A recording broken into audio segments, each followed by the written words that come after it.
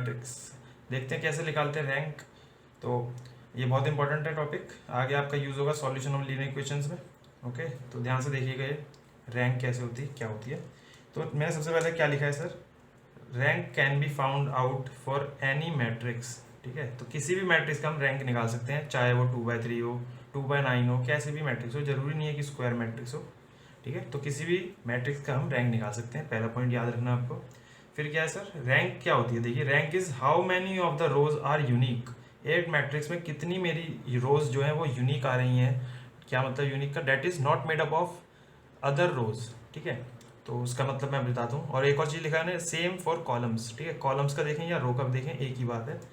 ठीक है, चलिए देखते हैं एग्जाम्पल से, देखते हैं क्या है ये। एक मैट्रिक्स दी मुझे ए 1 2 3 3 6 9, 2/3 की मैट्रिक्स है सर। देखिए ये जो रो 2 है, मैं कैसे बना सकता हूँ रो 1 से। मैं रो 2 को क्या करूँगा, इज इक्वल टू 3 टाइम्स रो 1। अगर 3 टाइम्स मैं मल्टीप्लाई कर दूँ R1 में, तो ये हो जाएगा 3 6 9। तो देखेंगे कि आप ये तो सर रो 2 के जैसी आ गई। तो मतलब कि ये यूनिक नहीं है हमारी रो 2, ये इससे बनी है रो 1 से। तो मतलब कि सर यहाँ पे मेरी जो नंबर ऑफ रोज कितनी है 2, तो मेरी एक कम हो जाएगी क्योंकि ये वाली रो मेरी यूनिक नहीं है। तो मेरा जो रैंक आएगी वो आएगी आपकी 1। ठीक है, तो कितनी यूनिक रो है मेरी, एक ही रो है इसमें यूनिक। वैसे ही मैं देखेंगे कॉलम का सेम ही आएगा, देखो ना, कॉलम से भी और हमारा रो से भी सेम ही आता है, इसलिए हम खाली रो का लेके चलते हैं, कॉलम से देखने की जरूरत नहीं पड़ती हमें। रो का जो आएगा वही हमारा कॉलम से आएगा। ठीक है, तो देख लेते हैं यहाँ पे कॉलम से कैसा आ रहा है। देखिए C2 जो है हमारा, C2 कॉलम जो है वो C1 कॉलम से क्या है, ट्वाइस कर देंगे अगर हम C1 में, तो 2 6 सेम आ जाएगी। ठीक है, तो एक कम होगी हमारी, C2 कैंसिल होगी, ये यूनिक नहीं है। C3 देखिए जरा सर, इसमें तो अगर 3 टाइम्स कर दूंगा मैं तब भी मेरी ये C3 बन जाएगी। C1 में 3 टाइम्स करने से C3 बन रही है, तो ये भी यूनिक नहीं है सर, एक ही यूनिक है ये। ठीक है, तो ये यूनिक होगी हमारी, एक ऐसे ये यूनिक होगी। ठीक है, तो मतलब एक ही रो एक ही कॉलम यूनिक है, इसलिए रैंक मेरी क्या है 1। ठीक है, तो हम खाली अब से रो देखेंगे, कॉलम की जरूरत नहीं पड़ेगी हमें। तो यहाँ से देख लिया मैंने कि रैंक आ रही है सर 1, और ये देखा आपने कि 2/3 मैट्रिक्स का मैंने रैंक निकाली है, जरूरी नहीं है कि ये स्क्वायर मैट्रिक्स हो। चलिए अब देखते हैं रैंक का। स्टार्टिंग में हम कैसे देखेंगे कि रैंक कितनी हो सकती है हमारी, मैक्सिमम पॉसिबल रैंक कितनी हो सकती है किसी मैट्रिक्स की। तो सपोज कि m/n का ऑर्डर है किसी मैट्रिक्स का, जैसे यहाँ पे 2m कितना है 2, n है 3, number of rose number columns. तो रो ए से मैं डिनोट करता हूँ रैंक को, यहाँ पे जैसे मैंने किया है, rank is denoted as rho A. Okay, याद रखिए रो ए से आगे मैं यूज़ करूँगा रो ए। तो वो क्या होगी sir, should be less than equal to minimum of m, n। जो भी हमारा मिनिमम आ रहा है, या तो रोज नंबर ऑफ रोज या फिर नंबर ऑफ कॉलम्स को देख लीजिए कौन सा मिनिमम है। जैसे इस केस में रोज आपके मिनिमम है 2 है ना मिनिमम, तो मेरी रैंक पॉसिबल कितनी हो सकती है, मैक्सिमम 2 हो सकती है सर। ठीक है, इस केस में मैक्सिमम पॉसिबल रैंक कितनी 2 हो सकती है। ओके, तो अगर एक और एग्जांपल ले लें, अगर आप सर ये ले लीजिए 2 3 4 7 9 5 लीजिए, 4 3 एक और ले लीजिए, ये लीजिए, ये मेरी देखिए कितने रोज हैं, 4 रोज हैं सर और 2 कॉलम है। मैंने बोला सर जो रैंक ऑफ ए है, ये सब ए मैट्रिक्स है मेरी, क्या मैक्सिमम कितनी हो सकती है रैंक इसकी, देख के बताएंगे आप। मिनिमम कौन सा सर 2, m और n में से मिनिमम क्या है 2, नंबर ऑफ कॉलम्स मिनिमम है, तो ये मेरी रैंक कितनी हो सकती है, मैक्सिमम पॉसिबल रैंक 2 हो सकती है। ठीक है, तो ऐसे देख लेते हैं हम कि मैक्सिमम कितनी हो सकती है हमारी किसी भी मैट्रिक्स की रैंक। आपने देख लिया 3 पॉइंट। अब देखिए फोर्थ क्या है, let A m n matrix then rank of A. Suppose कि मैंने बोल दिया कि एक एग्जांपल से देखते हैं ये वाला भी। सर कुछ भी एक मैंने मैट्रिक्स ले ली, कितने ऑर्डर किए हैं सर, ये 3 रो हैं 4 कॉलम, 3/4 की मैंने एक ए मैट्रिक्स ले लिया मैंने 3/4 की। इसकी मैंने सपोज की रैंक दे दी आपको 3 है। ठीक है, आपको पता है मैक्सिमम कितनी हो सकती है, वो तो देख सकते हैं आप, 3 हो सकती है। मैंने बोल दिया 3 है, इसको मैं बोल देता हूँ आर। ठीक है, यहाँ से आर मेरी क्या है 3। अब देखते हैं ये कब होगी मेरी रैंक 3। रैंक 3 कब हो सकती है sir, if first there is at least 1 सब मैट्रिक्स। ठीक है, इसी मैट्रिक्स में से एक सब मैट्रिक्स जोड़ेंगे। ठीक है, सो हम ब्रेक करते हैं मैट्रिक्स को कैसे, there is at least 1 submatrix of order r. Order r मतलब कि स्क्वायर मैट्रिक्स, ऐसे स्क्वायर मैट्रिक्स ढूंढेंगे इसमें ऑर्डर आर की, सच डेट उसका डिटरमिनेंट क्या है, नॉट इक्वल टू 0। तो मतलब मैंने बोला अगर 3 है सर रैंक, तो मैं क्या दूंगा 3/3 की मैट्रिक्स ढूंढूंगा, 3/3 वाली। 3/3 वाली मैट्रिक्स मेरी क्या हो सकती है सर, ये भी हो सकती है, एक ये मैट्रिक्स हो सकती है, एक कौन सी हो सकती है अभी दिखाते हैं। एक सर मेरी ये वाली मैट्रिक्स हो सकती है, ठीक है। तो ऐसे आप कितनी मैट्रिक्स लगा सकते हैं 3x3 की। अब उनको सब में आप क्या चेक करेंगे कि डिटरमिनेंट किसी भी एक का अगर हमारा किसी जो भी आपने 3x3 मैट्रिक्स ली है किसी भी एक का अगर हमारा डिटरमिनेंट जीरो नहीं आ रहा, सपोज कि मैंने जो पहली ले ली थी ये 3x3 की, इसका मेरा डिटरमिनेंट जो आ रहा है वो नॉट इक्वल टू जीरो आ रहा है, ठीक है, देन ये मेरी 3 की रैंक हो सकती है, ठीक है। फिर मैं देखूंगा सेकंड केस। तो अगर मैं ले लूँ, देखिए इसके 3+1 तो ले नहीं सकता, 4x4 की मैट्रिक्स बन ही नहीं सकती यहाँ पे, R+1 मैट्रिक्स, ठीक है ना, नहीं बन सकती। स्क्वायर मैट्रिक्स बनानी है 4x4 की, नहीं बन सकती। तो ये मतलब कि मेरा पहला केस ही देख लूँगा मैं, अगर ये आ रहा है मेरा कि 3x3 की जो भी मैं मैट्रिक्स बना रहा हूँ उसमें से किसी का भी अगर एक का भी डिटरमिनेंट जीरो नहीं आ रहा है, देन मतलब कि ये मेरा रैंक कितनी है 3। लेकिन यहाँ कन्फ्यूज मत होइएगा, यहाँ पे मुझे ऐसे क्वेश्चन में ऐसे सॉल्व नहीं करता, ठीक है, बहुत आसान ट्रिक है, वैसे ही करेंगे हम, ठीक है। ये तो मैं समझाने के लिए बता रहा हूँ कि होता क्या है एक्चुअल में रैंक। ओके, चलिए इसी में एक और चीज़ देख लेते हैं दोबारा से, अगर आपको भी नहीं आया। एग्जाम्पल ले रहा हूँ, ये रैंक 3 नहीं है इसमें, ठीक है, खाली एग्जाम्पल ले रहा हूँ। सपोज अब मैंने बोल दिया लेट कि रैंक इसकी क्या है सर, रैंक है 2। अब देखते हैं ये वाले दोबारा से।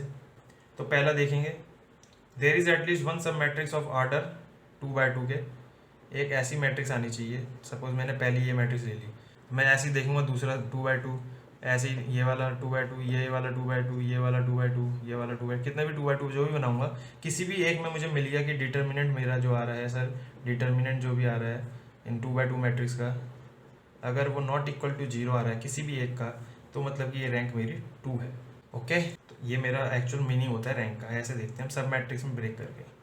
और सेकंड पॉइंट, ये तो सही है, चल हमने देख लिया कि एक का किसी का भी हमारा डिटरमिनेंट जीरो नहीं आ रहा, तो मैं एक दूसरा पॉइंट देखूंगा कि सर 3x3 का मैट्रिक्स देख लीजिए। अब 3x3 मैट्रिक्स देखेंगे, इसी में जो भी आप 3x3 मैट्रिक्स लेंगे सबका इसमें ऑल सबके जीरो आना चाहिए डिटरमिनेंट, ठीक है, सबका डिटरमिनेंट जीरो आना चाहिए, तभी मेरा ये क्या होगा, रैंक 2 होगी, ठीक है सर। यही मैंने लिखा है इन 2 पॉइंट में, आपको बस ये पॉइंट समझाने के लिए था कि हम क्या करते हैं रैंक में एक्चुअल, आपको ये याद नहीं रखना, ठीक है, मतलब निकालने का तरीका हमारा कुछ और ही है। देखिए लास्ट पॉइंट क्या है, rank of a matrix is equal to number of linearly independent vectors. मैंने बताया था इन वेक्टर्स क्या होते हैं, row vector, column vector, row और कॉलम लिखा ना यहाँ पे, कोई सा भी ले लीजिए। ये एक मैं ये है, अगर खाली मैंने एक रो उठा ली यहाँ से मैट्रिक्स से, तो ये क्या है, एक रो वेक्टर है। सपोज A1 एलिमेंट है, A2 एलिमेंट है, A3 एलिमेंट है, 3x3 का है सपोज, ठीक है। तो A1 A2 A3 ये एक रो वेक्टर है, ये मेरी, ये क्या है सर, ये रो वेक्टर है, ओके, रो वेक्टर। वैसे ही मैं कॉलम का उठा लूँ तो ये कॉलम वेक्टर, तो ये सब होते हैं। ये क्या बोला मैंने, रैंक ऑफ अ मैट्रिक्स क्या होती है हमारी, number of linearly independent vectors. Sir ये इंडिपेंडेंट वेक्टर मतलब लीनियरली इंडिपेंडेंट यही है, देखिए सर, जैसे कि यहाँ पे 2 रो थी मेरी, ये वाला क्या है मेरा डिपेंडेंट है, क्योंकि इस पर डिपेंड हो रहा है, रो 2 हमारी डिपेंडेंट है रो 1 पे, तो ये नहीं है। तो जो फर्स्ट रो है ना, ये मेरी इंडिपेंडेंट है, तो एक ही मेरी इंडिपेंडेंट है, तो मेरे वही रैंक है, यही बोला है मैंने यहाँ पे। और हम जो आगे पढ़ेंगे रो एक्लोन फॉर्म, उसमें ये यहाँ पे क्या हो जाएगा, rank of a matrix is equal to number of linearly independent vectors which is equal to number of all non zero rows, ठीक है। रो एक्लोन फॉर्म में भी देखते हैं हम आगे क्या होता है, बस लिख लीजिए अब आगे। चलिए आगे बढ़ते हैं, अब मैं दिखाता हूँ क्या है। अब निकालेंगे कैसे, हाउ टू कैलकुलेट रैंक। देखिए 2 मेथड है। पहला मेथड तो हमारा खाली हमारा किसके लिए है, स्क्वायर मैट्रिक्स के लिए है, और इसमें भी हमारा हर टाइम रैंक नहीं निकलता है, ठीक है। तो हमारा एक ही मेथड है बेसिकली, वो है रो एक्लोन फॉर्म, वो आगे देखेंगे मेथड 2 में। तो ये कहाँ पे यूज़ आ सकता है हमारा, स्क्वायर मैट्रिक्स में, ठीक है। तो यहाँ पे देखिए क्या होता है, इफ डिटर्मिनेंट ए मैट्रिक्स का अगर डिटर्मिनेंट निकाले वो ही हमारा नॉन जीरो है, देन रैंक क्या हो जाएगी, नंबर ऑफ रोज या कॉलम, ठीक है। Rank is equal to number of rows या कॉलम। अगर हमारा डिटर्मिनेंट जीरो आ रहा है इसी मैट्रिक्स का, मतलब कि सर यहाँ पे रैंक क्या है, लेस देन रोज और कॉलम्स है, रैंक क्या है, नंबर ऑफ रोज से कम है। लेकिन हम ये यहाँ पे बता नहीं सकते कि कितनी होगी, तो हम एक्चुअल आंसर नहीं निकाल सकते अगर ये हमारा डिटरमिनेंट जीरो आता है तो इस मैट्रिक्स का, ठीक है। तो सपोज कि ये एग्जांपल है, तो मैं यहाँ देखिए क्या हो रहा है, डिटरमिनेंट निकालता हूँ इसका, A2/2 की मैट्रिक्स स्क्वायर मैट्रिक्स है, मैं लगा सकता हूँ मेथड 1, डिटरमिनेंट निकाल के देखिए क्या दिख रहा है मुझे, 8 - 8 ये जीरो आ रहा है सर। मतलब कि मैं ये बोल सकता हूँ कि इसकी रैंक जो है R या फिर मैं जो डिनोट करता हूँ रो ए, रैंक क्या है इसकी, लेस देन 2 होगी सर इसकी रैंक। ठीक है, अब कितनी होगी ये मैं इससे मेथड से नहीं बता सकता। ठीक है, तो किसका बता सकता हूँ मैं यहाँ पे, सपोज कि एक एग्जांपल ले लेता हूँ, ये एक एग्जांपल हो गया, एक एग्जांपल हो गया 1 2 2 3। तो सर इसका डिटरमिनेंट निकालते हैं। इसका डिटरमिनेंट आएगा 3 - 8 यानी कि -5, यानी कि डिटरमिनेंट आ रहा है आपका नॉट इक्वल टू 0, यानी कि इसकी रैंक है जो सर वो नंबर ऑफ रोज या कॉलम कुछ भी 2 ही है, 2 का है। ठीक है, तो यहाँ से इस मेथड का तो आप निकाल सकते हैं, रैंक इसका नहीं निकाल सकते, उसके लिए हम देखेंगे अगला। तो यहाँ देखिए सर ये आया क्यों सर, क्योंकि देखिए यहाँ पे क्या होगा, कोई हमारा एक वेक्टर, रो वेक्टर कह लेते हैं, वो क्या होगा, लीनियरली डिपेंडेंट होगा। ठीक है, तभी हमारा डिटरमिनेंट 0 आता है। तो ये देखिए सर, ये जो रो 2 है पहले एक एग्जांपल में, वो क्या है सर 2 टाइम्स रो 1 है, डिपेंडेंट है इस पर, यूनिक नहीं है। ठीक है, तो मतलब कि सर इसका डिटरमिनेंट क्या आएगा, 0 आएगा, क्योंकि आपको पता है ये पैरेलल हो गई हैं। रो 2 क्या है, पैरेलल है, इज पैरेलल है इस केस में। तो अब यहाँ से मैं अगला बताता हूँ कैसे स्टार्ट होगा। यहाँ पे अगर मैं ये लगा दूँ एलिमेंट्री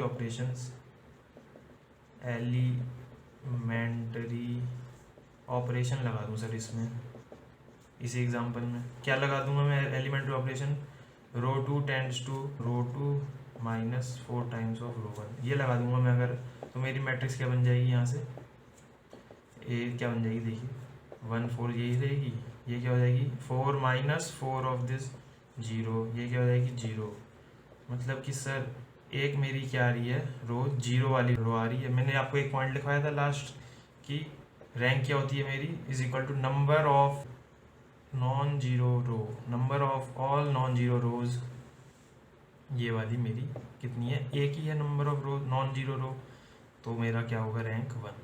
ठीक है सर, इसमें ऐसे निकाल सकता हूँ एलिमेंट्री ऑपरेशन से। तो सर एलिमेंट्री ऑपरेशन से निकाल रहा हूँ, तो इसी को मेथड को मैं क्या कहता हूँ, रो एक्लोन फॉर्म मेथड। अभी दिखाते हैं, चलिए सर अब देखते हैं हमारा मेथड 2 एक्लोन फॉर्म। मैंने बताया था कैसे बनता है echelon form, made from elementary operations. ठीक है, मैट्रिक्स दी होगी, हम उसमें एलिमेंट्री ऑपरेशंस लगाएंगे, उससे एक्लोन फॉर्म में कन्वर्ट कर देंगे उस मैट्रिक्स को। ठीक है, जो हम एक्लोन फॉर्म यूज़ करते हैं वो कौन सी होती है सर, रो एक्लोन फॉर्म यूज़ करते हैं, ये इंपॉर्टेंट है, रो एक्लोन फॉर्म। ठीक है, किसके लिए, फाइंड रैंक के लिए लगा दे रहे हैं हम। तो देखिए रो एक्लोन फॉर्म में क्या होता है हमारा, हम जो एलिमेंट्री ऑपरेशंस यूज़ करेंगे वो कौन सी वाली करेंगे सर, रो एलिमेंट्री ऑपरेशंस यूज़ करेंगे, इंपॉर्टेंट है रो एलिमेंट्री। ठीक है, जो मैंने बताया था एलिमेंट्री ऑपरेशन क्या होती है सर, इंटरचेंज जैसे हो गया, रो 1 को रो 2 से इंटरचेंज कर दिया। तो देखिए मैं यहाँ C1 इंटरचेंज C2 नहीं लिखूंगा, मैं खाली रो ऑपरेशंस लगाऊंगा। ओके, और जैसे कि row 1 tends to row 1 plus row 2 scalar addition. ठीक है, ये सब मैं क्या लगाऊंगा, रो वाले लगाऊंगा खाली। ठीक है सर, इंपॉर्टेंट टॉपिक है, जो भी आएगा क्वेश्चन आप एक्लोन फॉर्म में कन्वर्ट करेंगे, उससे हमारी रैंक निकल जाएगी।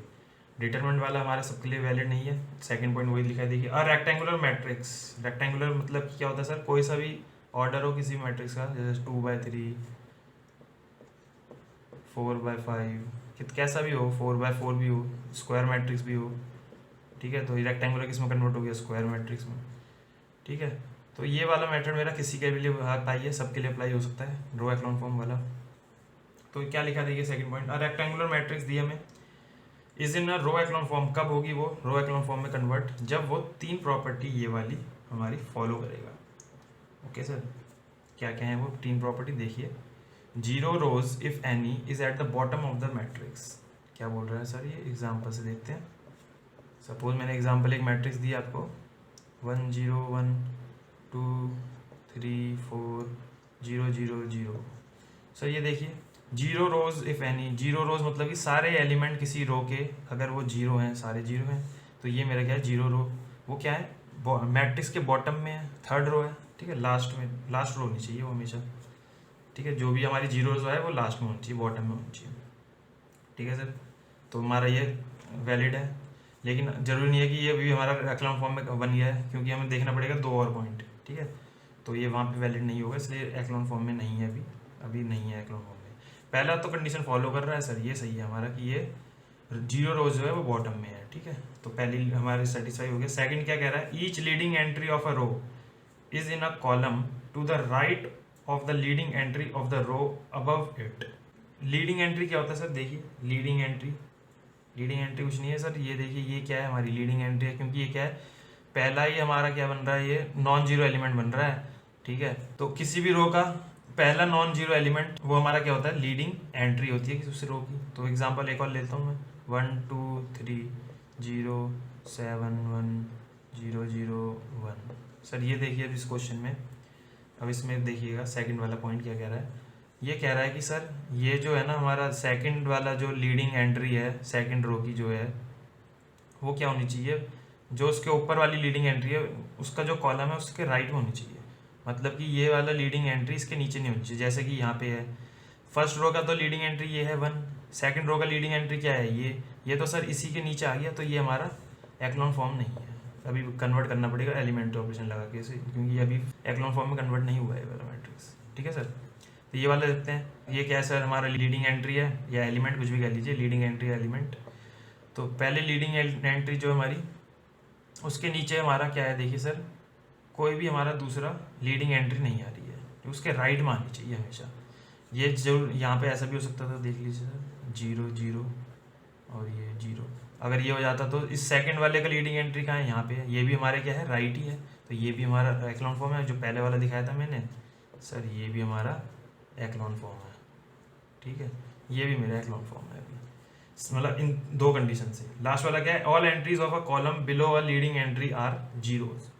सर ये भी हमारा वैलिड है, देखिए पहला हमारा लीडिंग एंट्री ये है, इस कॉलम के जो भी एलिमेंट्स होंगे बाकी इसके नीचे लीडिंग एंट्री के सारे क्या होने चाहिए, जीरो होनी चाहिए, जीरो है सर, इसके नीचे क्या है, जीरो है सर, इसके नीचे ही नहीं कोई, तो हो गया हमारा।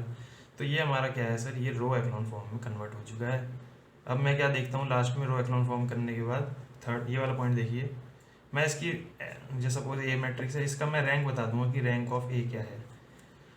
कैसे बताऊंगा, नंबर ऑफ नॉन जीरो रोज देख के, कितने नॉन जीरो रो है, मतलब कि सारी वैल्यू हमारी जीरो नहीं आ रही है, मतलब किसी भी एक एलिमेंट की वैल्यू नॉन जीरो है, तो वही है सारी हैं हमारी तीनों रो, ठीक है, सारी तीनों रो हमारी क्या है सर, ये नॉन जीरो रो है, इसलिए मेरी रैंक कितनी आएगी इस मैट्रिक्स की, 3 आएगी सर, ठीक है। तो ऐसे करते हैं हम एक्लोन फॉर्म। अब एलिमेंट्री ऑपरेशंस कैसे लगाएंगे वो मैं आपको दिखाता हूँ, ध्यान से देखिएगा, वो वाला एग्जांपल भी करवा के दिखाता हूँ। पहले आपको एक और एग्जांपल देते हैं, और एक और पॉइंट देखा है मैंने, देखिए ये देखिए third point sir, it is upper triangular form. ये कहाँ पढ़ा था आपने, अपर ट्राइंगुलर हमने पढ़ा है सर, किसके लिए होता है वैलिड सर, स्क्वायर मैट्रिक्स के लिए होगा तभी वैलिड होता है, अपर ट्राइंगुलर तभी बनता है हमारा, ठीक है सर। और 3x3 एग्जाम्पल ले लेते हैं, एक मैट्रिक्स लिए मैंने ये 1 0 0 0 1 0 0 0 1। सर ये आप देख रहे होंगे क्या है ये सर, यही तो मेरी आइडेंटिटी मैट्रिक्स है 3x3 के ऑर्डर की। तो अपर ट्राइंगुलर कहाँ पे होता था, मैंने बताया था स्क्वायर मैट्रिक्स में होगा, और क्या होता था सर, वो डायगोनल के बिलो वाला जो होता है वो सारी एंट्री उसकी जो भी आएंगी एलिमेंट्स की वो क्या होनी चाहिए, जीरो। ये वाला क्या है, ये both upper and lower triangular form में। अगर एग्जांपल ये लेता मैं 1 2 3 0 4 7 1 0 0, तो ये क्या है सर, ये है मेरा अपर ट्राइंगुलर फॉर्म। तो मैं ये भी हमारा क्या होता है, एक्लोन फॉर्म होता है। एक्लोन फॉर्म कैसे होता है सर, आप चेक कर सकते हैं 3 कंडीशन लगा के, दोनों एग्जांपल में लगा के देख लीजिए सर, देख लीजिए सारे नॉन जीरो, सारे जीरो रो वाले जो हैं सब नीचे होनी चाहिए, कोई नहीं है इनमें, तो पहला हटा दिया हमने। Each leading entry of a row, second मैंने क्या बताया था, पहला लीडिंग एंट्री है इसके राइट में होना चाहिए, अगली लीडिंग एंट्री राइट में, अगली लीडिंग एंट्री राइट में है, ठीक है, राइट में है। All entries of column below leading entry है जीरो, जो हमने लीडिंग एंट्री सेलेक्ट की उसके नीचे जो कॉलम पे देखेंगे सारे एलिमेंट के नीचे जीरो होनी चाहिए, इसके नीचे जीरो है, इसके नीचे जीरो है, ठीक है। तो ये मतलब क्या है सर, हमारा एक्लोन फॉर्म में कन्वर्ट है, ओके। तो एक्लोन फॉर्म ही हमारी क्या करते हैं, मतलब कि इसको हम करते हैं अपर ट्राइंगुलर फॉर्म में कन्वर्ट, ठीक है, वही हमारा रो एक्लोन फॉर्म ही होता है।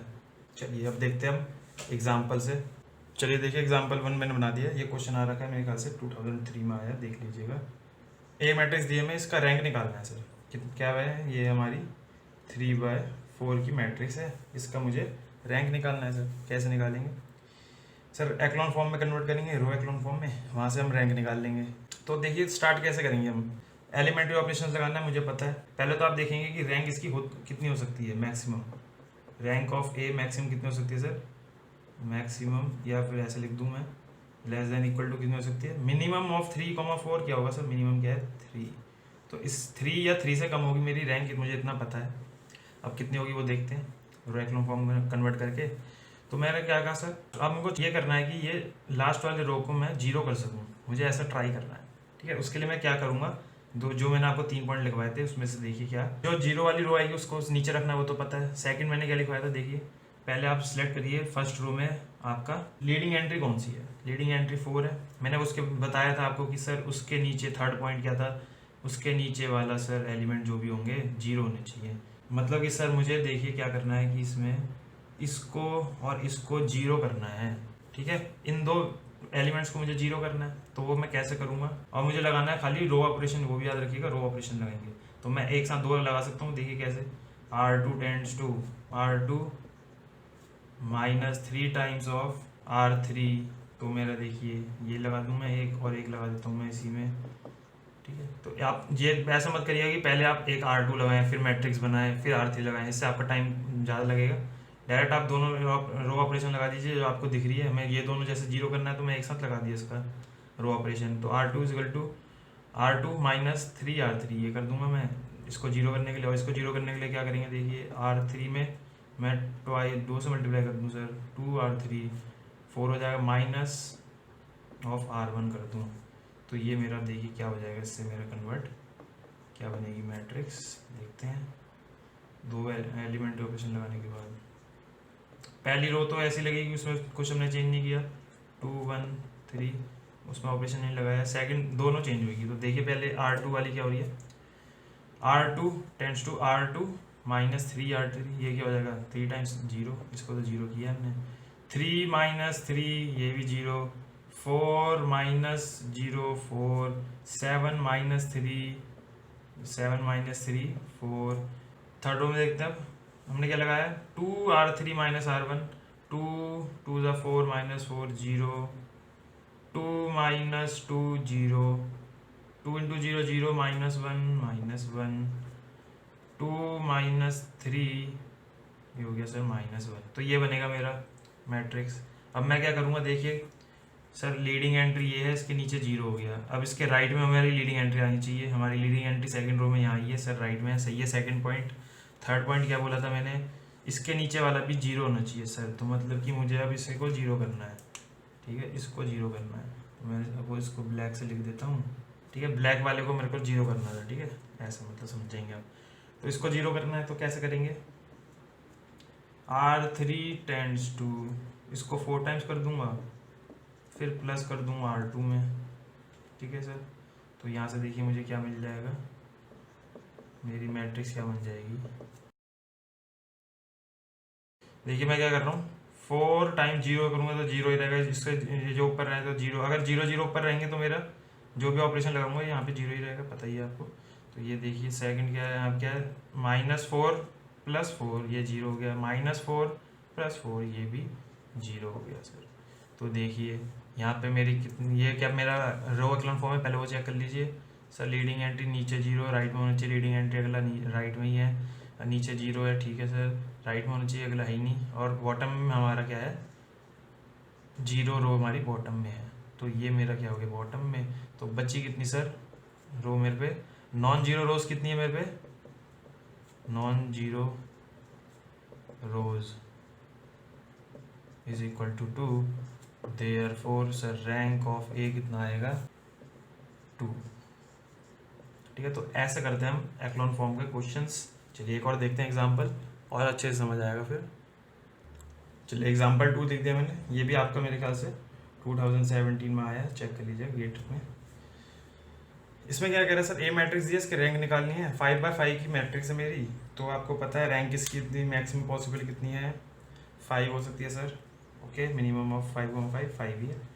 तो चलिए स्टार्ट करते हैं। क्यों क्या क्या मैंने बोला था सर, सबसे पहले आपको देखना है लीडिंग एंट्री पहले रो की, सर लीडिंग एंट्री ये है, इसके कॉरस्पॉन्डिंग जो नीचे रो का आपका कॉलम बनेगा ना सर, उसके सारे एलिमेंट क्या होने चाहिए, जीरो होने चाहिए, तो मेरा ये क्या होना चाहिए सर, जीरो होना चाहिए, तो मैं इसको जीरो करने की ट्राई करूँगा। चलिए इसको कर दिया, और साथ में हमें और भी देख सकते हैं, तो आगे देखते हैं और क्या कर सकता हूँ मैं। इसके मेरा राइट में जो लीडिंग एंट्री आ रहा है सर ये आ रहा है, इसके नीचे वाला भी जीरो होना चाहिए, ठीक है सर। और मेरा क्या होना चाहिए, ये कहाँ पे होना चाहिए, अगर मैं इसको देखिए इंटरचेंज कर दूँ तो ये मेरा लीडिंग एंट्री यहाँ आ जाएगी, तो मेरा यहाँ पे भी फ़ायदा हो जाएगा वो, ठीक है ना। तो क्योंकि उसके राइट में आ जाएगी जस्ट।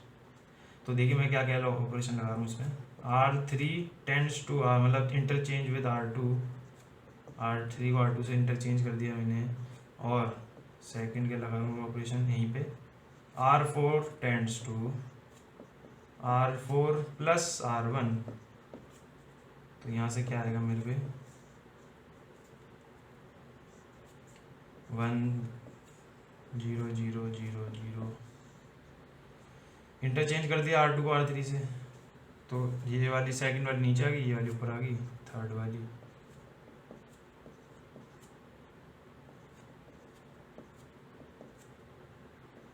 और R4 का भी चेंज किया मैंने, R4 प्लस R1, तो ये हो गया 0, this -1, this plus 0 0 0 plus 0 0, 1 plus 0 1, और लास्ट वाली रो तो सेम आ जाएगी एज इट इज़, ठीक है सर। ये बन गया हमारा।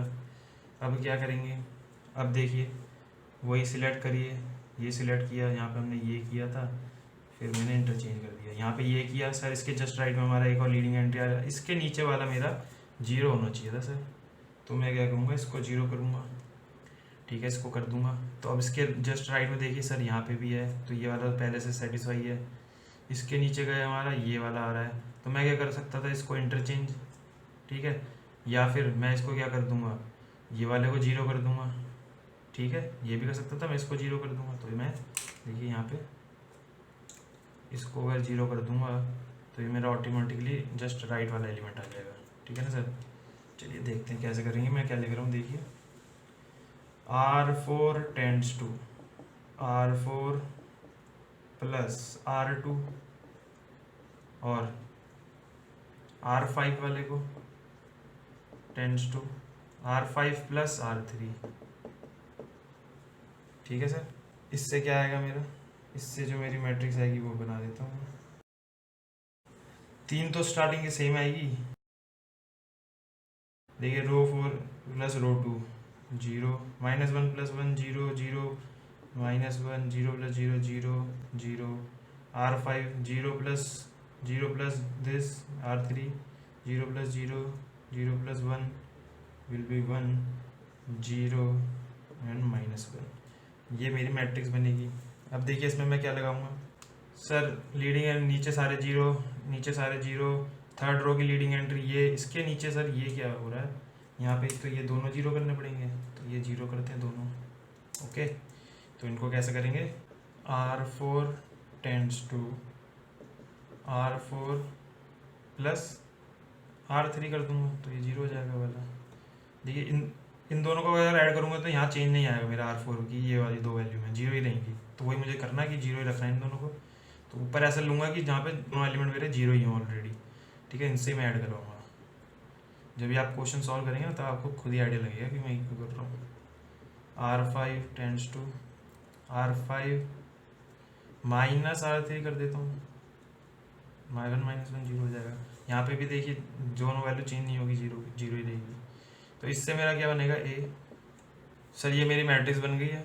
अब देखिए अभी भी मेरा एक्लॉन फॉर्म में कन्वर्ट नहीं हुआ है, इसके नीचे सारे 0, ठीक है सर, इसके नीचे सारे 0 सही है, इसके नीचे सारे 0, इसके नीचे देखिए, इसके नीचे सर ये आ रही है वैल्यू, तो इसको 0 करना पड़ेगा, तो करते हैं इसको 0। क्या करेंगे सर, देखते हैं, R5 टेंड्स टू, इसको प्लस इसको कर दूंगा क्योंकि ये चेंज नहीं होंगे मेरे, 0 0 रहेंगे, सही है।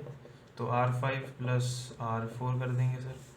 जरा इसको ऐड करके देखते हैं, मेरी मैट्रिक्स बताएंगे आपकी कितनी आएगी।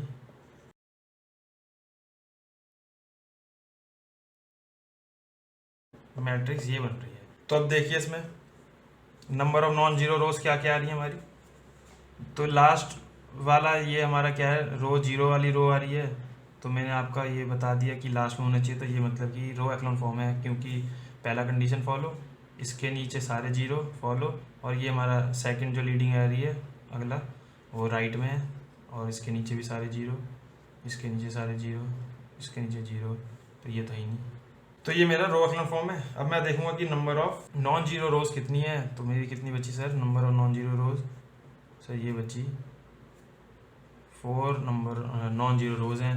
देयरफॉर मेरा आंसर क्या आएगा, रैंक कितनी होगी सर इसकी, रैंक आ गई इसकी 4, रो ए कितनी आ गया 4। ठीक है, तो ऐसे करते हैं हम एक्लॉन फॉर्म वाले। चलिए सर अब देखते हैं प्रॉपर्टीज़ ऑफ रैंक। देखिए ज़्यादा इंपॉर्टेंट नहीं है, बस हमें पढ़ी रखी है हमने जो मेन मेन चीज़ें। ये पहली क्या है, रैंक ऑफ एम ने पता है कि सर मिनिमम ऑफ एम का एन होगा। अगर आपका एक मैट्रिक्स है एम एन ऑर्डर का, एम बाई एन ऑर्डर का, तो उसका मिनिमम होगा, ये पता है हमें पहला point. Second point sir, rank of A जो है हमारी ग्रेटर देन जीरो होती है सारी मैट्रिक्स की लिए। ठीक है, सारी मैट्रिक्स की हमारी रैंक क्या होगी, ग्रेटर देन जीरो होगी, केवल किसकी, नल मैट्रिक्स को छोड़ के, क्योंकि नल मैट्रिक्स की क्या होगी सर, रैंक जीरो होगी नल मैट्रिक्स की। थर्ड पॉइंट ये आपका इंपॉर्टेंट है, याद रख लीजिए बस, कि रैंक ऑफ ए जो है रैंक ऑफ ए ट्रांसपोज के इक्वल होगी, और rank of A into A transpose के, या फिर ए ट्रांसपोज इंटू ए। ठीक है, ये पॉइंट याद रख लीजिए बस। चलिए अब देखिए फोर्थ पॉइंट क्या है सर, अगर मेरा एक मैट्रिक्स है ए, स्क्वायर मैट्रिक्स दिया हुआ है मैंने ऑर्डर एन का, तो उसका अगर डिटर्मिनेंट हमारा नॉट इक्वल टू जीरो आता है, पता है आपको क्या होती है वो, नॉन सिंगुलर और इन्वर्टिबल, मतलब इसका इन्वर्स निकल सकता है। तो उस केस में रैंक क्या आती है सर इस मैट्रिक्स की, एन ऑर्डर के बराबर। अगर 3/3 है तो 3 आएगी रैंक, मतलब कि वो हमारे जो रोज होंगी वो तीनों क्या है, यूनिक है। ओके, उसी को हम कहते हैं लीनियरली इंडिपेंडेंट रोज, वो भी बताऊंगा एक पॉइंट। सेकंड पॉइंट क्या है सर, डिटर्मिनेंट ए जीरो है अगर, तो क्या होगा वो सिंगुलर होगी। और मैंने बताया था कि अगर रैंक हमारी इक्वल टू जीरो आ रही है, मतलब कि रैंक उसकी ऑर्डर से कम होगी। कितनी होगी ये नहीं बता सकते इस मैट्रिक्स से, उसके लिए क्या देखते हैं हम, रो एक्लॉन फॉर्म, सब हमें पता है चीज़ें। देखिए अब सेकंड पॉइंट क्या है, if A is square matrix वही, और क्या है ऑर्थोगोनल और इनवॉल्यूटरी क्या होते हैं, स्क्वायर मैट्रिक्स ही होते हैं। अगर ऑर्थोगोनल और इनवॉल्यूटरी मैट्रिक्स दिया हमें, तो then rank of A is equal to n आती है। जितना ऑर्डर है हमारा मैट्रिक्स का उतनी रैंक आएगी। पता है आपको ऑर्थोगोनल क्या होता है, इनवॉल्यूटरी पता है, involutory A square equal to I, तो ए क्या हो जाता है, ए इनवर्स के इक्वल। तो जब इनवर्स निकल सकता है तो मतलब कि अब आपका क्या होगा, determinant A not equal to zero, इसलिए rank of A is equal to rank of n आती है, इसलिए दोनों पॉइंट सेम आते हैं ये। ठीक है सर, यहाँ से आपको पता चल जाएगा। लास्ट पॉइंट देखिए अब जो हमारा अगला हम देखेंगे, देखिए लास्ट पॉइंट क्या है, rank of matrix is maximum number of independent rows या कॉलम। जैसे मैंने बताया सर आपको 3/3 का लिया मैंने, अगर मैंने बोला कि इसका डिटर्मिनेंट मेरा आ रहा है, जो ये ए मैट्रिक्स है इसका मेरा डिटर्मिनेंट क्या आ रहा है, not equal to zero. Sir not equal to zero आ रहा है तो इसका मतलब कि 3/3 की मैट्रिक्स है, तो रैंक आएगी 3। मतलब कि ये जो 3 रो होंगी या 3 कॉलम होंगे हमारे, ये क्या है सर, आपस में लीनियरली इंडिपेंडेंट है। तो वही लिखा, लीनियरली इंडिपेंडेंट रोज या कॉलम्स या वेक्टर्स। ये वेक्टर्स में हमें पढ़ेंगे लीनियरली इंडिपेंडेंट वेक्टर्स क्या होता है, ये सब पढ़ना है। तो वेक्टर्स ही क्या है सर, एक रो उठा लीजिए, एक कॉलम उठा लीजिए, सब क्या है ये वेक्टर हैं। चलिए आगे बढ़ते हैं अब। चलिए सर हमारा अगला topic solution of linear equations, बहुत इंपॉर्टेंट है, ध्यान से देखिएगा। इसमें क्या आएगा सर, हमारा रैंक का यूज़ आएगा, और रैंक के यूज़ से हम आराम से सॉल्यूशन ऑफ लीनियर इक्वेशंस को, क्वेश्चन जो आएंगे हमारे गेट में, सॉल्व करेंगे। तो इसमें क्या होता है सर, देखिए लीनियर इक्वेशन मतलब क्या होता है सर, लीनियर इक्वेशन मतलब sir x plus y equal to 0, x plus y equal to 2, ये सब हमारे क्या है, लीनियर इक्वेशंस हैं। जहाँ पे भी सर x, y ऐसे हमारे वेरिएबल्स आ रहे हैं और कोई टर्म नहीं आ रही है एक्स स्क्वायर वाई स्क्वायर या एक्स वाई इनके रिलेटेड, ऐसे कोई टर्म नहीं आ रही है, जहाँ पे सिंपल क्या आ रही है x, y, z, कितने भी वेरिएबल्स आ सकते हैं। तो इन सबको क्या कहते हैं हम सर, इनको कहते हैं हम लीनियर इक्वेशंस। ठीक है, तो हमारा सॉल्यूशन ऑफ लीनियर इक्वेशन जो हम कर रहे हैं सर, इसमें कितनी भी इक्वेशंस हो सकती है, कितने भी वेरिएबल्स दे सकते हैं वो। तो सपोज कि x plus y plus z equal to 0, x 2x plus 3y plus 2z equal to 1, 3x plus 4y plus 5z equal to 3, ऐसे करके कितने भी इक्वेशंस दे सकता है और कितने भी वेरिएबल्स दे सकता है। जैसे x, y, z हमारे क्या वेरिएबल्स हैं, रहेगा क्या ये लीनियर इक्वेशंस ही। ठीक है, तो इनका मुझे क्या निकालना है, सॉल्यूशन निकालना है। सॉल्यूशन निकालना मतलब कि सर x, y, z की वैल्यू निकालनी है। ओके, तो देखिए सॉल्यूशन जो मैं निकालूंगा इन सारी इक्वेशंस का, वो क्या क्या आ सकती हैं। या तो मेरा खाली यूनिक सॉल्यूशन आएगा, एक सॉल्यूशन आएगा उनका, एक आंसर आएगा, या फिर इन्फाइनाइटली मैनी, बहुत सारे आंसर आ सकते हैं, तो इनको कहते हैं इन्फाइनाइटली मैनी सॉल्यूशंस। इसको कहते हैं मैंने यूनिक सॉल्यूशन या सिंगल सॉल्यूशन, इसको कहते हैं मैंने इन्फाइनाइटली मैनी सॉल्यूशंस। या फिर क्या आएगा इसमें, एक भी सॉल्यूशन नहीं आ रहा, सॉल्व ही नहीं हो रहे सर वो तो कोई भी, तो फिर उसको कहेंगे हम नो सॉल्यूशन। ठीक है, तो वो 3 केस होते हैं मेन हमारे पे।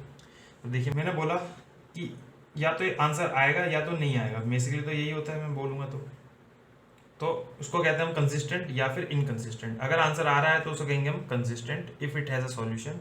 लीनियर इक्वेशन अगर सॉल्व हो रहे हैं, उनका सॉल्यूशन आ रहा है तो उसको कहेंगे हम कंसिस्टेंट। अगर वो सॉल्व नहीं हो रहे, उनका सॉल्यूशन नहीं आ रहा है तो उसको कहेंगे हम इनकंसिस्टेंट। ओके सर, तो कंसिस्टेंट के अंदर दो केस आ गए हमारे, यूनिक सॉल्यूशन या सिंगल सॉल्यूशन, या फिर इन्फानाइटली मैनी सॉल्यूशन, बहुत सारे आंसर। और इनकंसिस्टेंट के अंदर नो सॉल्यूशन। चलिए अब आगे देखते हैं हम। अब हमने सपोज कि दो इक्वेशन और दो वेरिएबल वाला हमने एग्जांपल ले लिया, जैसे ये एग्जांपल मैंने दिखे। तो दो हमारे पे इक्वेशंस दिए हैं और दो वेरिएबल दिए हैं एक्स कॉमा वाई। तो इनको मैं जब प्लॉट करता हूँ सर ग्राफिकली, एक्स, ये एक्स और ये वाई ले लिया मैंने एक्सेस, इसमें मैंने ग्राफ में इसमें प्लॉट कर दिया इस लाइन इक्वेशन को। किसकी इक्वेशन है ये? लाइन की इक्वेशन होती है, लीनियर इक्वेशन से। तो प्लॉट करेंगे तो लाइन बनेगी। जहाँ पे भी सर ये इंटरसेक्ट करती हैं, मतलब कि वहाँ पे हमारी वैल्यू आ रही है किसकी? एक्स कॉमा वाई की वैल्यू आ रही है, जहाँ पे इंटरसेक्ट कर रही है वही हमारा क्या होता है? सॉल्यूशन होता है। अगर वो एक जगह इंटरसेक्ट कर रही है तो मतलब यूनिक सॉल्यूशन आ रहा है। तो इस केस में जैसे कि इंटरसेक्ट कर रही है लाइनें, तो यूनिक सॉल्यूशन आ रहा है। अगर वो कहीं पे इंटरसेक्ट नहीं कर रही तो हमारा सॉल्यूशन नहीं आ रहा है, कहीं इंटरसेक्ट नहीं कर रही। अब देखते हैं, अब हम देखते हैं कि क्या मैंने बोला था, या तो आंसर आएगा या तो नहीं आएगा। तो वहीं से देखते हैं कंसिस्टेंट इनकंसिस्टेंट। इनकंसिस्टेंट मतलब कि आंसर नहीं आएगा, सॉल्यूशन नहीं आएगा। तो मैंने बोला सर दो हमने ये इक्वेशन ली 3x+2y, जरा इसमें अब इक्वेशन 1 में 2 मल्टीप्लाई कर देता हूँ ऊपर। जब आप करेंगे तो देखेंगे कि सर ये तो कट जा रहे हैं दोनों x और y, तो हमारा सॉल्व नहीं हो रहा आंसर, x और y की वैल्यू अलग से निकल नहीं रही। इसका मतलब कि सर ये दोनों लाइनें क्या बनेगी? हमारी पैरेलल बनेगी। ऐसा जब भी आएगा केस, ठीक है।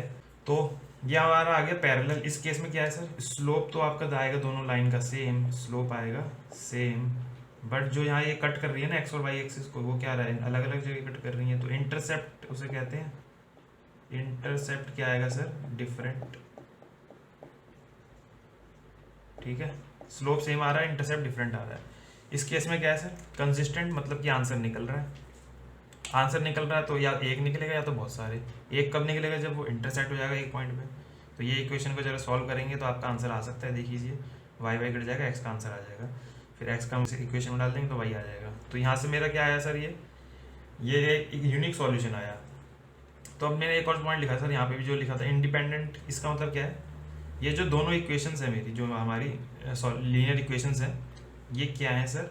लीनियरली इंडिपेंडेंट है, इंडिपेंडेंट है आपस में, ठीक है। कोई डिपेंड नहीं हो रही कि मल्टीप्लाई करूँगा कि वो ऊपर वाली इक्वेशन बन जाए। ऐसा हो रहा है?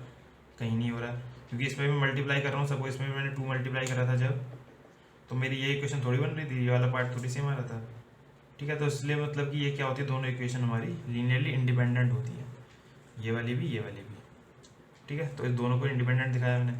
डिपेंडेंट कब होगी सर? जब मेरी एक इक्वेशन में मैं मल्टीप्लाई करूँ कुछ और वो ऊपर वाली इक्वेशन बन जाए। जैसे हमने वहाँ पे देखा तो हम कर रहे थे रैंक वगैरह, ठीक है ना। एक रो पूरी 0 हो जा रही थी क्योंकि एक यूनिक नहीं था, रैंक कम हो जा रही थी। तो यहाँ देखिए, इसमें मैं जब 2 मल्टीप्लाई करूँगा सर, तो ये मेरा क्या हो जाएगा? दोनों सेम हो जाएंगी। तो मतलब कि सर ये दोनों आपस में डिपेंडेंट हैं इक्वेशंस, इसलिए मैंने लिखा डिपेंडेंट।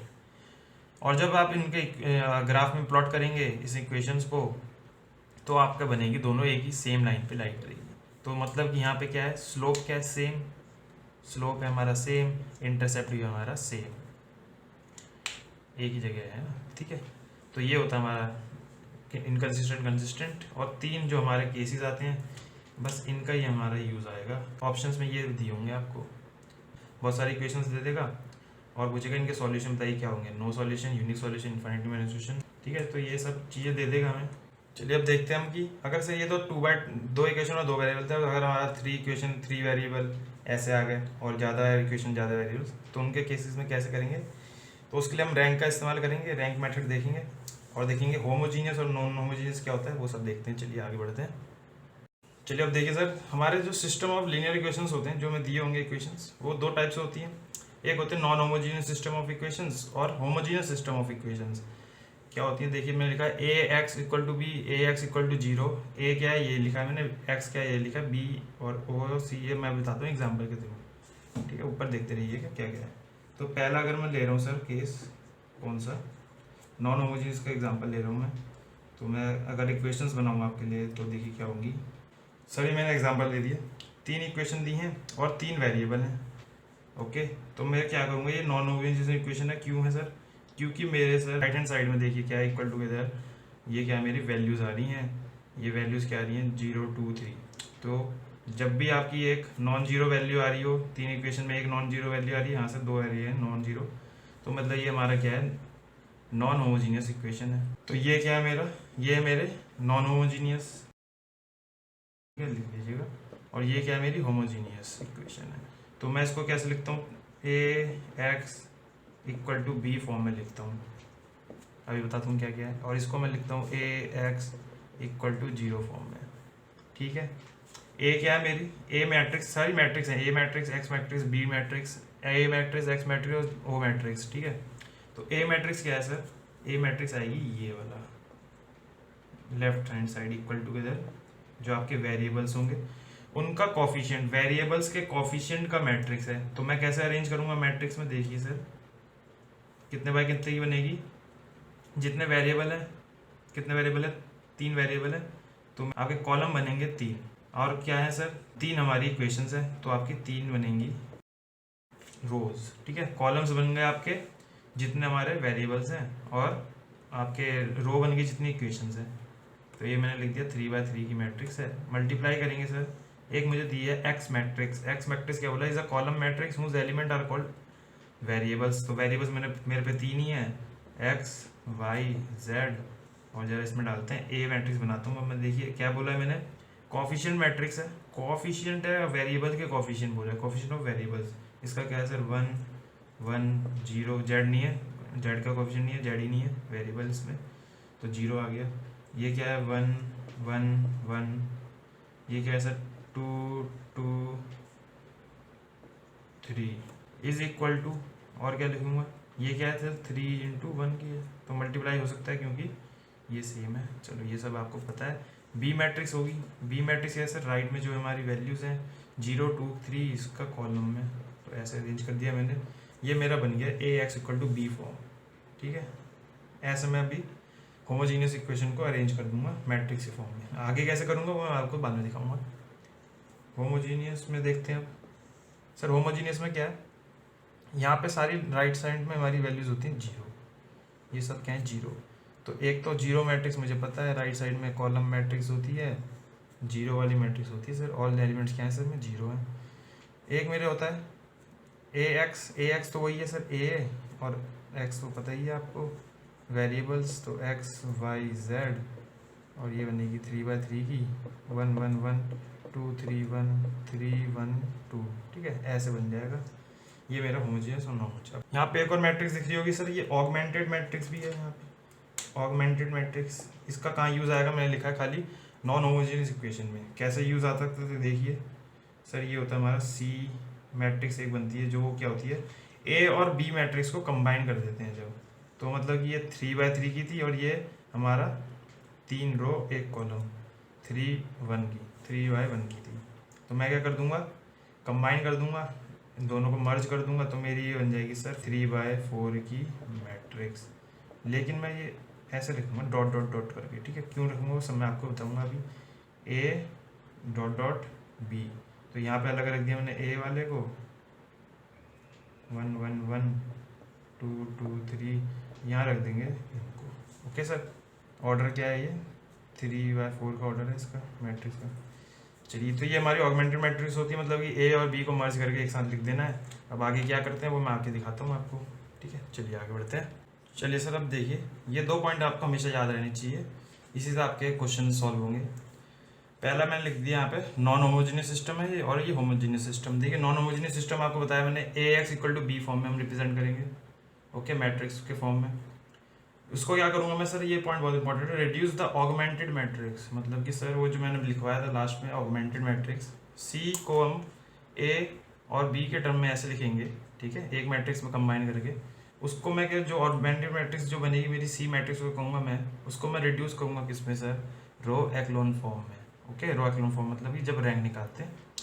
तो देखिए फिर मैंने फर्स्ट पॉइंट 2 पॉइंट लिखे हैं। इफ़ ए मैट्रिक्स है, उसकी जो हमारा जो रैंक निकालेंगे उस मैट्रिक्स का, अगर वो इक्वल आएगा हमारे ऑगमेंटेड मैट्रिक्स की रैंक के, rank of A is equal to rank of C, then A x equal to B is consistent, मतलब कि सिस्टम तब हमारा क्या हो जाएगा, कंसिस्टेंट कहलाएगा।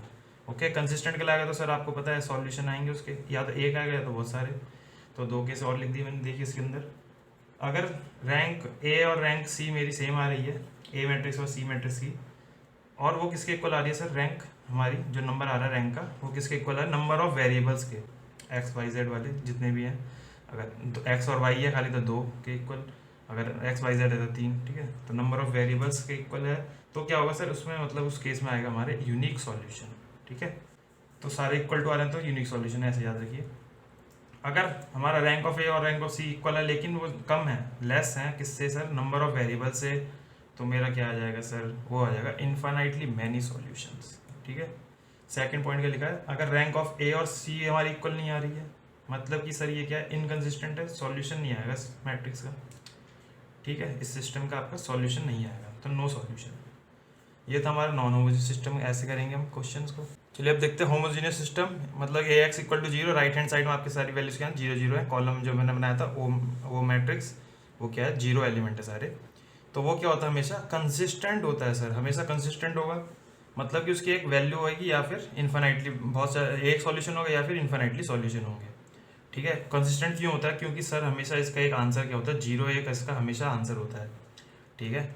2 पॉइंट लिखूंगा मैं, कंसिस्टेंट है तो या तो एक सॉल्यूशन आएगा या फिर इन्फाइनाइटली मैनी। इफ रो ए जो मतलब कि रैंक निकाली मैंने, ए मैट्रिक्स की रैंक निकाली, वो n नंबर ऑफ वेरिएबल्स के equal I, number of variables equal आती है, या फिर डिटर्मिनेंट निकालूंगा वो नॉट इक्वल टू 0 है। नॉट इक्वल टू 0 मतलब सर बताया था आपको, नॉन सिंगुलर मैट्रिक्स हो अगर ए हमारा, तो मेरा होमोजेनियस सिस्टम है, उसके क्या होगी, यूनिक सॉल्यूशन होगा। और उसे यूनिक सॉल्यूशन को क्या कहते हैं हम, ट्रिवियल सॉल्यूशन। यूनिक सॉल्यूशन होगा उसी को कहते हैं trivial solution sir, trivial solution.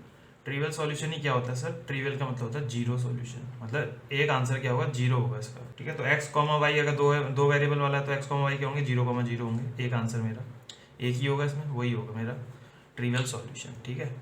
Second point देखिए, रो ए रैंक ऑफ ए क्या होगी, अगर मेरी सपोज आर है, कोई भी रैंक है, वो अगर मेरी नंबर ऑफ वेरिएबल से कम आ रही है सर, ठीक है। देखिए जैसे ये यहाँ पे वो सेम केस था, जो रो ऑफ ए आ रहा था वही हमारे नंबर ऑफ वेरिएबल्स के इक्वल आ रहा था, इसलिए मैंने यूनिक सॉल्यूशन यहाँ बोला और यहाँ पे यूनिक सॉल्यूशन बोला, लेकिन वो सॉल्यूशन कौन सा, ट्रिवियल सॉल्यूशन, मतलब आंसर क्या होता है 0, ओके।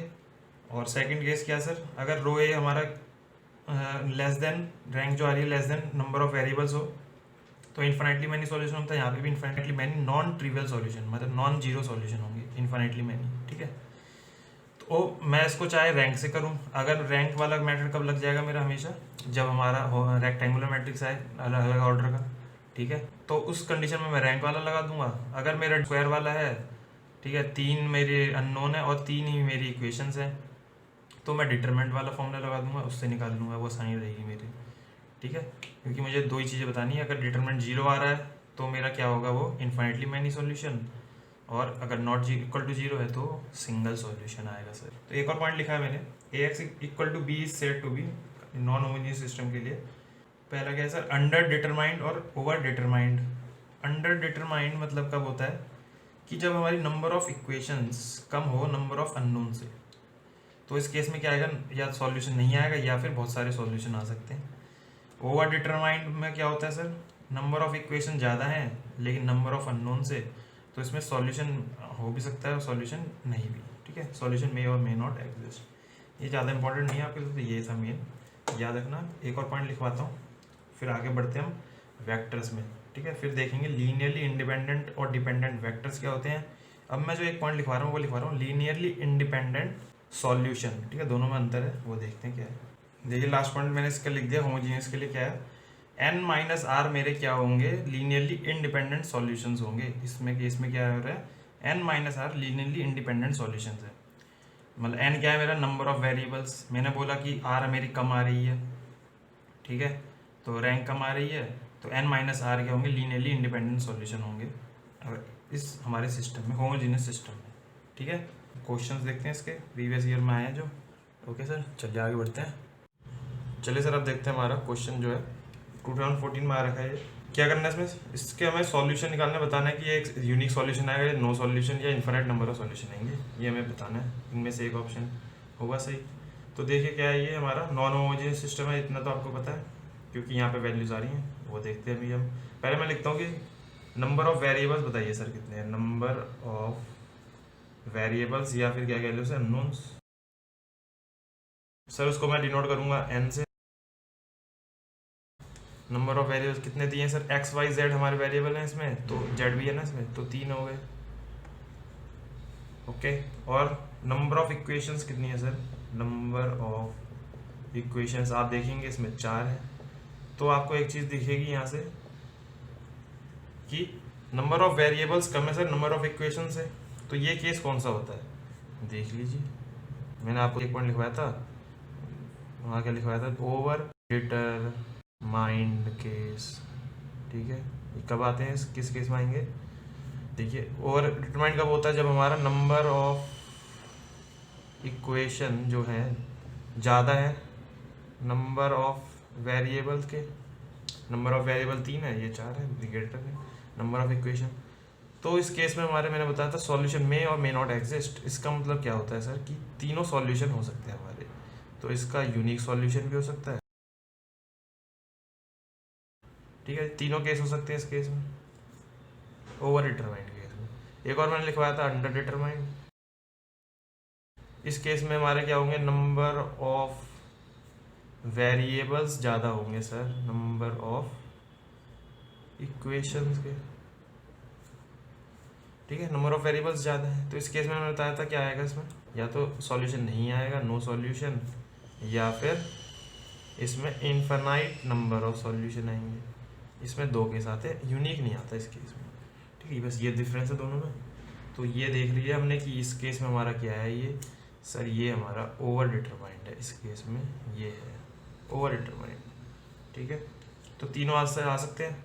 ठीक है, तो हमें यहाँ से तो पता नहीं चल रहा। चलिए आगे देखते हैं अब कि कैसे करेंगे। तो ये मैंने बताया सर, ये है आपका नॉन होमोजीनियस सिस्टम है। तो मैं क्या करता हूँ, इसको ऑगमेंटेड मैट्रिक्स में कन्वर्ट करता हूँ। ए और बी को मैट्रिक्स कंबाइन कर दूंगा, उसको कहते हैं हम ऑगमेंटेड मैट्रिक्स, सी मैट्रिक्स। ठीक है, फिर क्या करेंगे, इसकी रैंक निकालेंगे सी की, मतलब कि इस ऑगमेंटेड मैट्रिक्स की, और किसकी निकालेंगे रैंक, ए की रैंक निकालेंगे, और उसको एन से कंपेयर करेंगे तीनों को। फिर देखेंगे हम क्या आ रहा है, जो हमारी रिलेशंस थी हमने पढ़ रखी हैं वो। चलिए अब मैं निकालता हूँ, ऑगमेंटेड मैट्रिक्स बनाता हूँ। कैसे बनेगी ऑगमेंटेड मैट्रिक्स, ए मैट्रिक्स क्या बोला था, कॉफिशिएंट ऑफ वेरिएबल्स, तो एक्स वाई जेड के कॉफिशिएंट का मैट्रिक्स। तो 3 2 0, यहाँ क्या आएगा, 4 वाई नहीं है, 7 1 1 1 1 -2 7। और बी क्या होता है, कॉलम, इसका कॉलम जो आपके एलिमेंट्स है राइट साइड में, 1 1 1 3 0, इनको कॉलम वाइज लिख दिया। ये मेरी सी मैट्रिक्स बन गई जो 4/4 की आ रही है। अगला स्टेप क्या करना है, इसको सर रो एक्लॉन फॉर्म में कन्वर्ट करना है।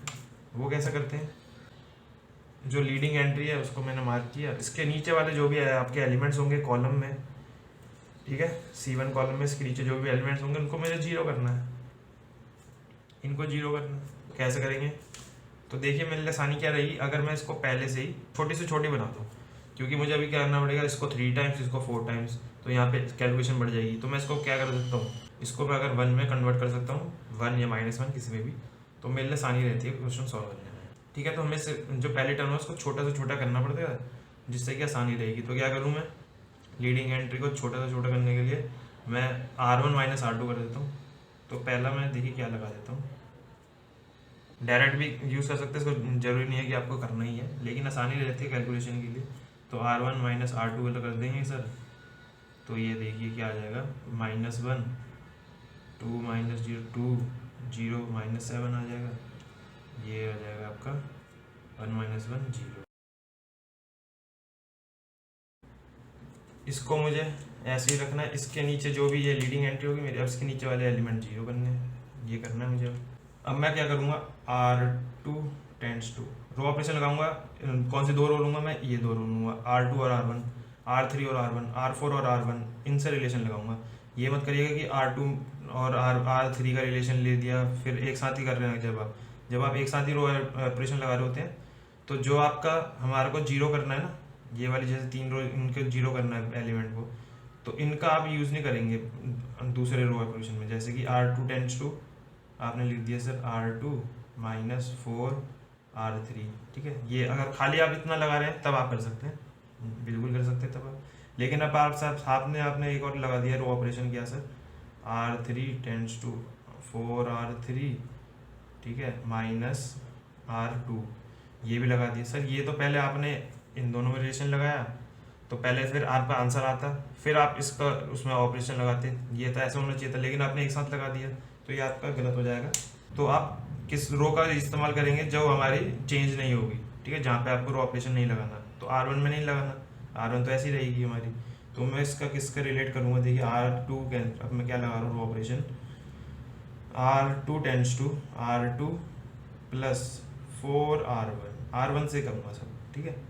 तो R3 में लगाएंगे तो इन दोनों को डायरेक्ट ऐड कर देंगे तो 0 हो जाएगा, तो R3 प्लस R1, R4 में भी सेम है, R4 प्लस R1, ठीक है।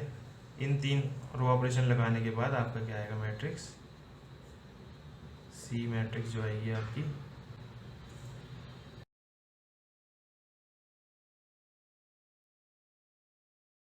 ठीक है, इतना बन गया। तो आपको दिख रही होगी रो 4 मेरी क्या रही है, 0, लेकिन क्या ये रो एक्लॉन फॉर्म में कन्वर्ट हो गया है? नहीं सर, ये रो एक्लॉन फॉर्म में कन्वर्ट नहीं हुआ, देखिए, क्योंकि लीडिंग एंट्री इसके नीचे 0, लीडिंग एंट्री इसके नीचे नहीं है सर, 0 नहीं है। तो मैं क्या करूँगा, 3 को 0 करना है मुझे। चलिए इसको 0 करते हैं, तो क्या लगाएंगे ऑपरेशन, R3 टेंड्स टू, इसको 8 टाइम कर दूंगा, इन दोनों में लगा दूंगा ना रिलेशन। ऊपर वाले से कर नहीं सकता मैं R1 क्योंकि ये चेंज हो जाएगा, तो जहाँ पे 0 है ऊपर इधर वाले में, तो उसको ही मैं यूज़ करूँगा, तो R2 से यूज़ करेंगे। 8 टाइम्स कर देते हैं R3 को, माइनस कर देते हैं 3 टाइम्स R2 को करके। तो यहाँ से क्या बन रही है आपकी, जो लास्ट आपकी फाइनल बनेगी,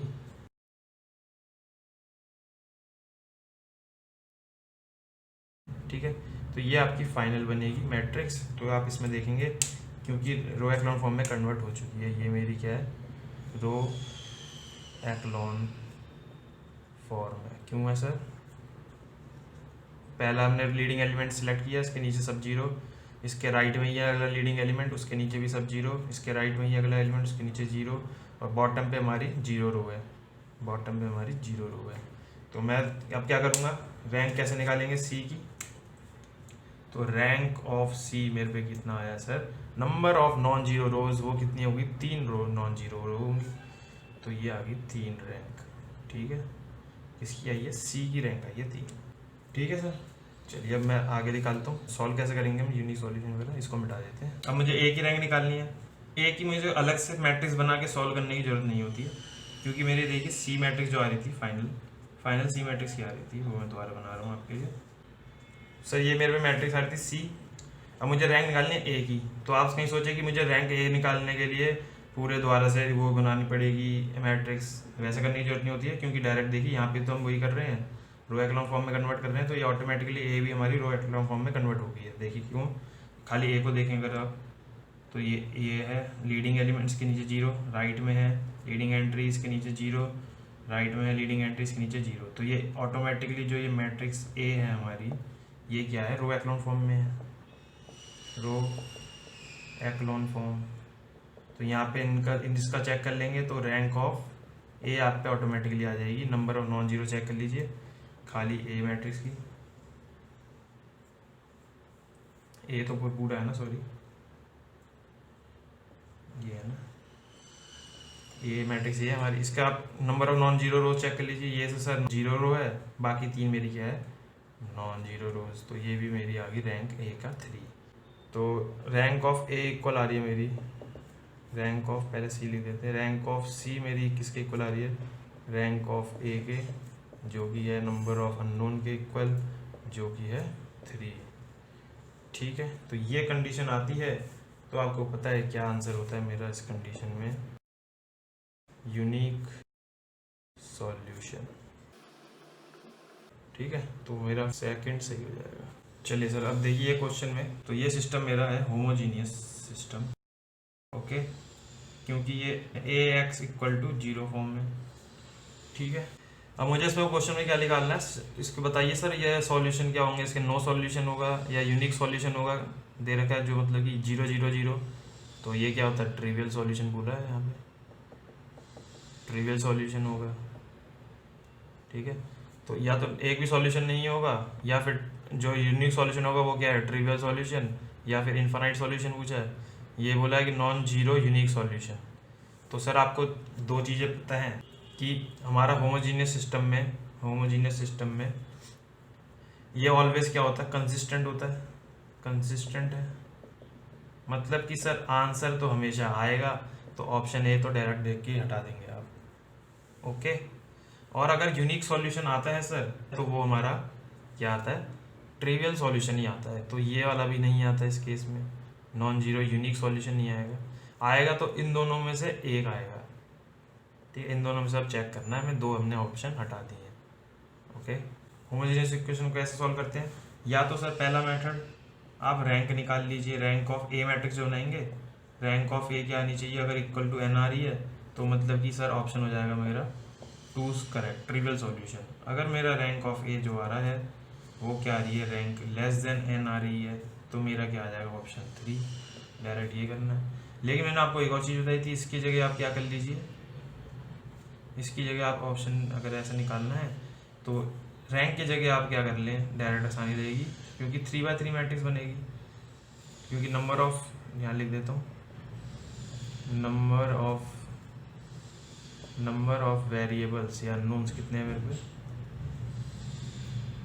3, और नंबर ऑफ इक्वेशंस भी मेरे पे हैं 3। जो ये बैलेंस्ड इक्वेशन है, बैलेंस्ड इक्वेशन की क्या बनती है, हमारी स्क्वायर मैट्रिक्स बनेगी, 3/3 की मैट्रिक्स बनेगी। इसलिए मैं क्या कर सकता हूँ, suppose A determinant A matrix है, इसका मैं डिटरमिनेंट निकाल सकता हूँ सर।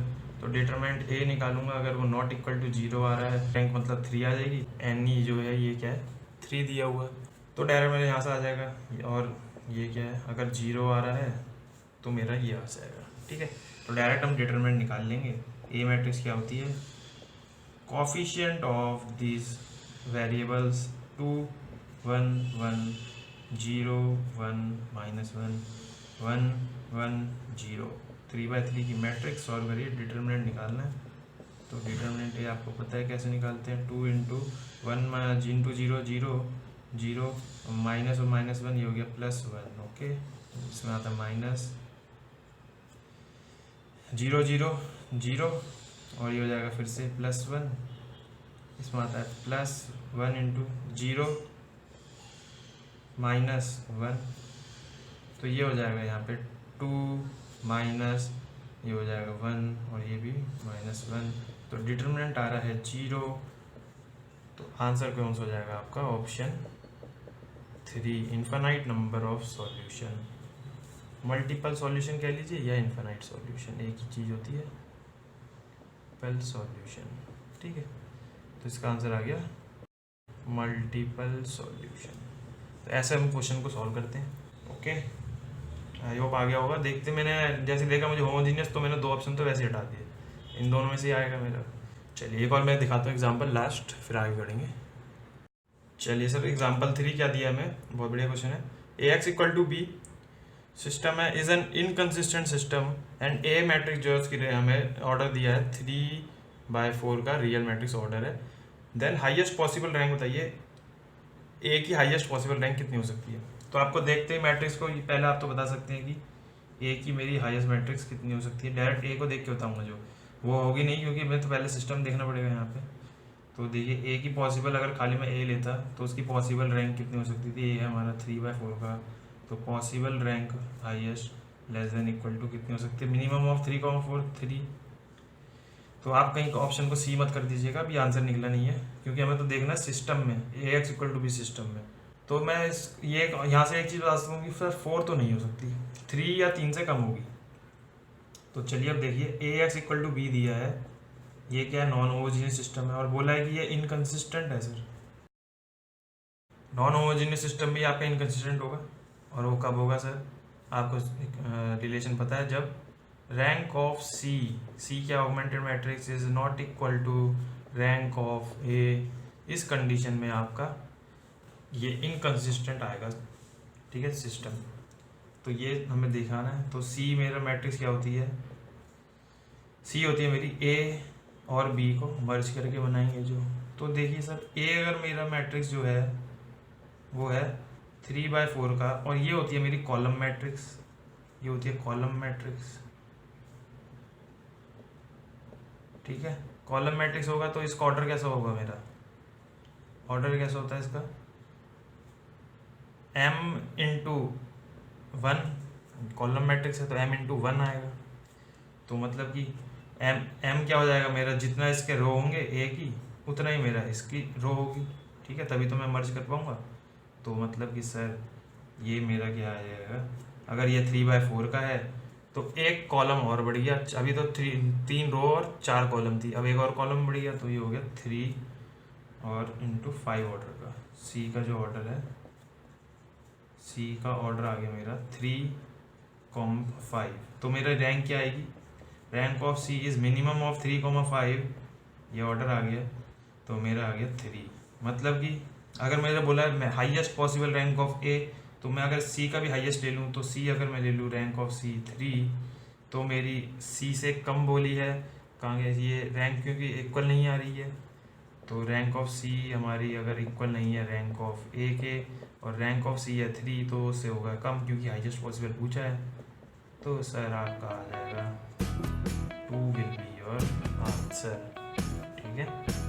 ऐसे करना है, क्वेश्चन बहुत आसान है, आपके कंसेप्ट यूज होंगे बस इसमें रैंक के। चलिए कल देखेंगे अब हम वेक्टर्स क्या होते हैं, ओके, छोटा सा टॉपिक है वो भी देख लेंगे। फिर देखना है सबसे इम्पोर्टेंट लीनियर अलजेब्रा का टॉपिक, जिससे 100% क्वेश्चन आता है एक, वो होगा आपका eigen values, eigen vectors, okay. तो मिलते हैं अगली क्लास में, thank you for watching, bye bye.